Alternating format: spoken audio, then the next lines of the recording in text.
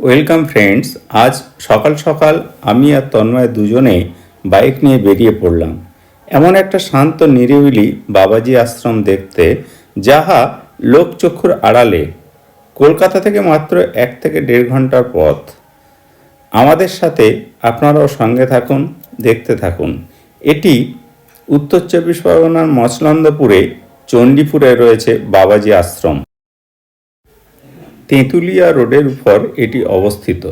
প্রবেশ তোরণের দুই ধারে দেয়াল জুড়ে বেশ কিছু মূর্তি স্থাপন করা রয়েছে। তার মধ্যে রয়েছে বকাসুর বদের চরিত্র, নৃসিংহদেব সপরিষদ, মহাপ্রভু, এছাড়াও দুই দিকে দুটি সুবিশাল গৌর এবং নিতাইয়ের মূর্তি। অপর প্রান্তের দেয়ালে রয়েছে শ্রীকৃষ্ণের জন্ম লগ্ন থেকে শ্রীকৃষ্ণের লীলার নানান মুহূর্ত। এই আশ্রমটি বড় মন্দির নামেও পরিচিত, কারণ এই মন্দিরের প্রবেশ তোরণটি মাটি থেকে 30 ফুট উঁচু। এছাড়া এই প্রবেশ তোরণে নয়নাভিরাম গঠন, রং আর প্রবেশপথের দুই ধারে দুটি বিশাল আকার হাতির মূর্তি মানুষকে আকর্ষণ করে।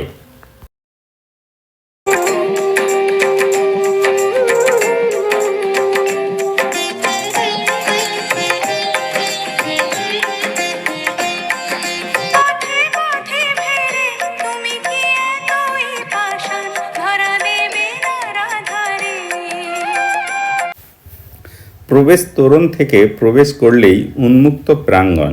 সোজাসুজি দূরে রয়েছে নাট মন্দির, আর ডান দিকে আছে রথ রাখা আছে। এই আশ্রমটি তৈরি করেছিলেন বাবাজি মহারাজ। তিনি ছিলেন বাংলাদেশের একজন মানুষ। পরবর্তীতে তিনি ভারতে চলে আসেন এবং এই চণ্ডীপুরেই তৈরি করেন এই আশ্রম। এখানকার আরাধ্য দেবতা শ্রীচৈতন্য মহাপ্রভু। এছাড়াও বেশ কয়েকটা মন্দিরও এখানে। প্রায় 100 বছর আগে বাংলায় 1338 সালে 3রা কার্তিক পূর্ববঙ্গে বর্তমানে বাংলাদেশে জন্মগ্রহণ করেন অনিল বণিক। মাত্র 6 বছর বয়স থেকেই অন্তরে শ্রীকৃষ্ণ প্রেম অনুভব করতেন তিনি। পরবর্তীকালে মাত্র 20 বছর বয়সে সংসার ত্যাগ করে বৈষ্ণব সাধনায় মন প্রাণ সমর্পণ করেন। বাংলায় 1400 সালে মচলন্দপুরের এই চণ্ডীপুরে আশ্রম প্রতিষ্ঠা করেন। 10ই ফাল্গুন 1405 সালে অচ্যুতানন্দ ব্রহ্মচারী মহারাজ পরলোক গমন করেন। তার স্মরণে রয়েছে একটি সমাধি মন্দির। এর পাশেই রয়েছে অদ্বৈত মহারাজের সমাধি মন্দির। এই সমাধি মন্দিরের ডান প্রান্তে আছে জগন্নাথ মন্দির। বাংলায় 1419 সালে এই মন্দিরটি নির্মিত হন। এখানে জগন্নাথ মন্দিরের গর্ভগৃহে রয়েছে জগন্নাথ, বলরাম ও সুভদ্রা। গর্ভগৃহের ছাদটা একটা অপূর্ব শামিয়ানা দিয়ে ঢাকা। গ্রন্থাগার, অফিস ঘর, অতিথি নিবাস ঘর, এগুলো পেরিয়ে দেখতে দেখতে আরও পিছন দিকে আমরা এগিয়ে চললাম। আর এই যে দেখা যাচ্ছে বাঁ দিকে এটা হচ্ছে রাধাকুণ্ড, আর ডান দিকে এটা হচ্ছে শ্যামকুণ্ড। আর রাস্তাঘাটগুলো সব ঢালাই করা।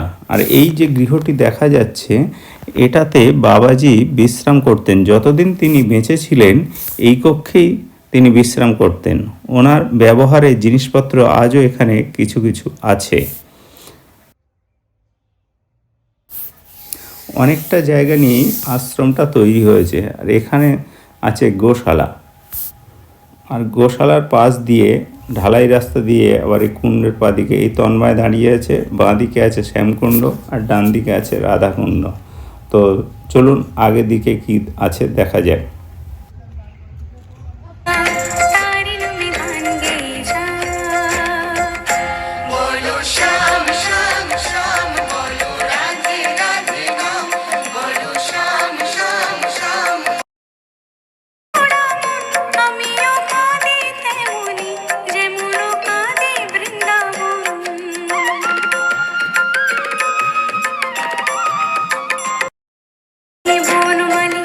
তুমি হয়ো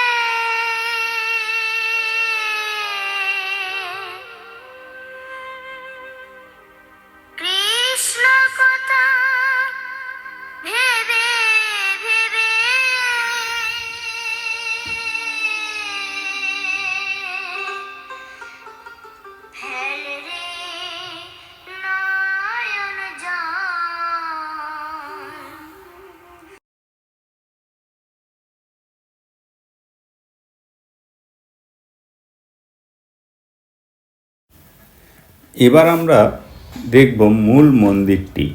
বাবাজি আশ্রমের মূল মন্দিরটি বাংলায় 1400 সালে প্রতিষ্ঠিত করেন অচ্যুতানন্দ মহারাজ। মন্দিরটি একচূড়া বিশিষ্ট মনে হলেও ভালো করে দেখলে বোঝা যায় এটি একটি নবরত্ন মন্দির। নাট মন্দিরের ঠিক উল্টো দিকেই রয়েছে মূল মন্দিরের প্রবেশ পথ। শ্বেত শুভ্র মন্দির চাতালটি ও অপূর্ব করে সাজানো। মন্দিরের দেয়াল জুড়ে অপূর্ব শিল্পকলা। পবিত্র এই মন্দিরের গর্ভগৃহকে কেন্দ্র করে রয়েছে প্রদক্ষিণ ব্যবস্থা। মূল মন্দিরের গর্ভগৃহে শ্বেত সিংহাসনে উপবিষ্ট আছেন রাধাকৃষ্ণ। তাদের অনুসরণ করে দুই ধারে আছেন গৌর ও নিতাই। এছাড়াও অচ্যুতানন্দ মহারাজের একটি প্রস্তর মূর্তিও রয়েছে। আর এই যে দেখা যাচ্ছে রন্ধনশালা, এখানে অতিথি নিবাস থাকে বা এখানে যারা কাজকর্ম থাকে সবার জন্য এখানেই রান্নাবান্না হয়। বাবাজি আশ্রম ঘুরে দেখা এখানেই শেষ। এবার আমাদের পরের দর্শনীয় স্থান চাতরা শ্রীরামকৃষ্ণ বিবেকানন্দ আশ্রম। সেই উদ্দেশ্যেই আমরা রওনা দিলাম। এই হচ্ছে চাতরা বিবেকানন্দ আশ্রমের মেন গেট। এই তোরণ দিয়েই প্রবেশ করতে হবে। বাবাজি আশ্রম থেকে এখানকার দূরত্ব খুবই কম, 2 থেকে 3 কিলোমিটার হবে। তোরণের মধ্য দিয়ে আমরা আস্তে আস্তে শান্ত নিরিবিলি পরিবেশের মধ্যে দিয়ে যেতে থাকলাম। ধীরে ধীরে আশ্রমের কাছে পৌঁছালাম, কিন্তু গিয়ে দেখলাম চারিদিকে গেট বন্ধ। তাই দূরে থেকে যতটা সম্ভব দেখা যায় এবং আপনাদেরকেও যতটা পারি সেটাই দেখাচ্ছি।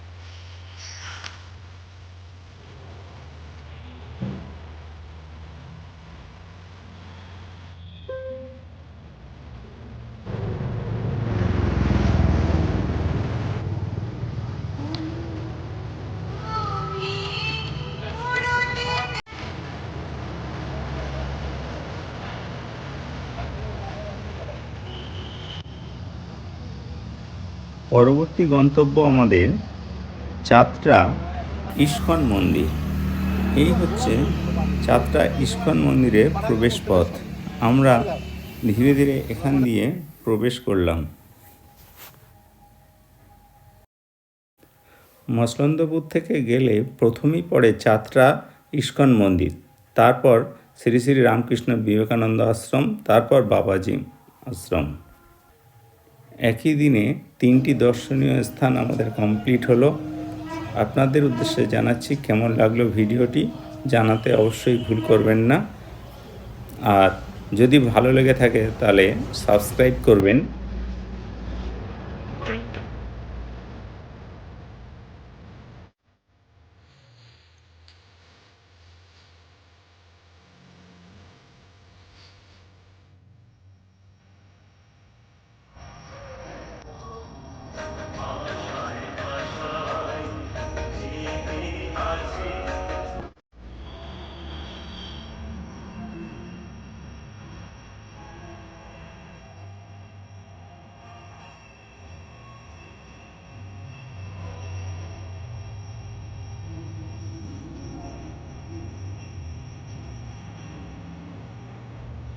ভিডিওটি এখানেই শেষ করলাম। নমস্কার, ধন্যবাদ।